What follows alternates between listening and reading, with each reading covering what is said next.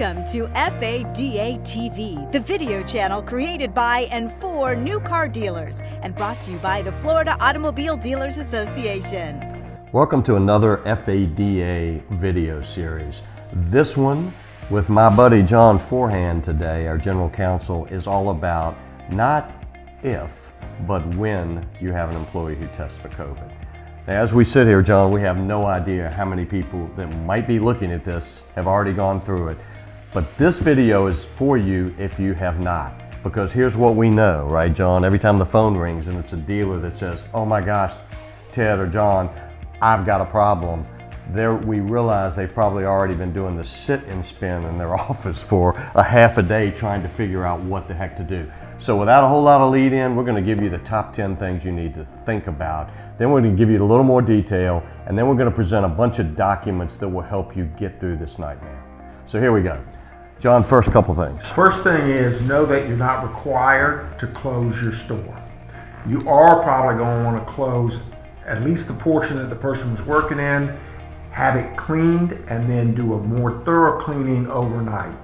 Probably by a third party if you can get that done. But the most important thing is we suggest right now you pick that third party and find them now so that when it happens, you're not dancing around looking for people, because believe it or not, these folks are all in demand. They're doing the same thing at every other business in your community. So get ready ahead of time and be ready to go. Which takes us to really another thing is designate an employee in your office to kind of be the COVID person. That person can be watching this video preparing your 10 steps.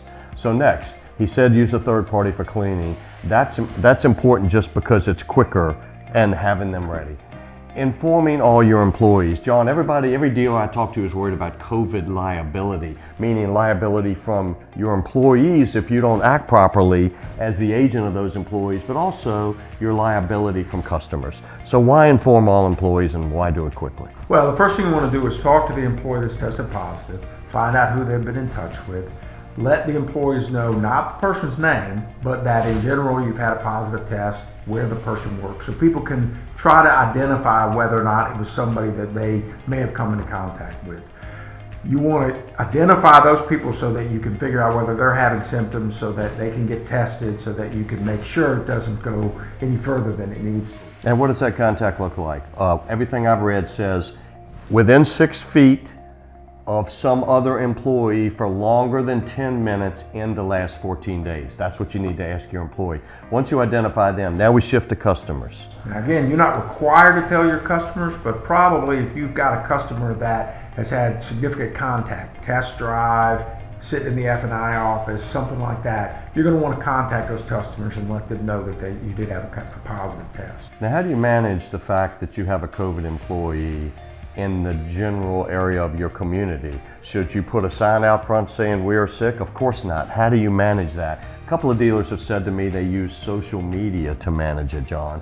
So they put a message out saying we did identify one employee. Here's all the steps we've taken to make our store safe for you. And when they've done that, they've controlled the delivery of that information out into the public. And they have said we were selling cars the next day without a bill, without a bleep at all. So you want to, when you do identify these employees, you want to make sure that you send people home that have symptoms. An employee cannot use COVID, the fact that COVID exists and that they're afraid, as a legal excuse not to come to work. People still have to work. But if somebody does have symptoms, you want to send them home. People that have had close contact with an employee, you may want to send them home for 3 days. The people with symptoms, you want to either have them get tested, have them stay home for 7 days. If you do send somebody home, certainly if they have COVID, if they've been told to stay home by a healthcare provider, if they've got symptoms, you're obligated to pay those people for up to 2 weeks. That payment you get as a tax credit. So it's not money that you have to eat, but you do have to pay it up front, and then you can get a tax credit when you file your taxes.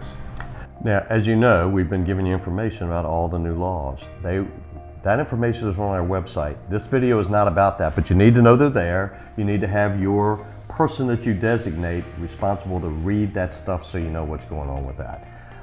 Can you test employees once you have someone who's sick? Suppose you decide, well, It's happened to me once, so from now on we're going to test every day. I have dealers that are doing that. Some people say you ought to put a face shield and gloves on that person taking the test because, again, from a COVID liability standpoint, what if that person gets sick?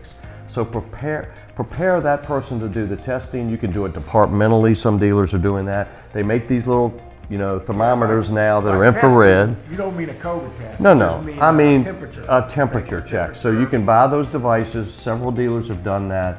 We can help you with that if you can't find them. I'm sure you can. But you should also post something kind of trying to make sure that your customers understand that if they've had a fever, if they've had any symptoms, they should not be coming into your dealership. Not for their protection, but for your protection, your employees. Of your employees. So some people are putting a sign on the front door of the dealership that says, if you think you're ill or have symptoms, please don't enter.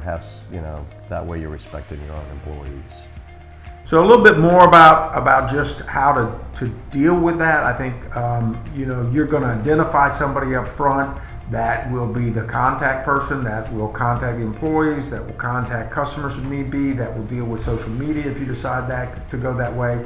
You're going to try to make sure that you have some source for cleaning up front, and then once you're told, oh hey, I did have a positive test by one of your employees, then you're going to really get into action and close down the area that they've worked in, clean the whole dealership overnight, contact all the employees that they were, tell them what the situation is, let people know if they've had significant contact with that employee, send people home who have symptoms, ask people who've had significant contact to be tested. You're going to let the customers maybe that have had significant contact with that person know so that they have the option to be tested. And then you're just going to follow up and make sure that everybody that is on that group that has been exposed has either been tested or stayed home the appropriate amount of days before they come back to work. But there are no laws about how long they stay home. So you're going about it by making sure they don't have symptoms, or they have to maybe bring you if it is someone who was tested and they were positive, then to come back, they should have a public health document saying they're over it. They should have spent the 10 or 14 days. CDC took the 14 down to 10 days, but they should have been that period of time. So that's the good news. We know now it's a 10-day window, not a 14. And you maybe want to think about employees that have not necessarily tested positive, but they've had contact with somebody who's tested positive, a spouse, for instance, or somebody who lives in the house. Those people you're probably going to want to decide, hey, should I send them home for a period of 7 days before they come up with symptoms? And just to make sure that you're covered, not only for the people that are your employees that are positive, but for those who have had significant contact with somebody who has been positive. So there you go. There's your top 10. Not intended to give you everything you need to know. The documents that go along with this video will provide you more information about CDC, more information from NADA, and as always, we're your resource. We appreciate your membership. John, thanks for being with me today. Sure thing.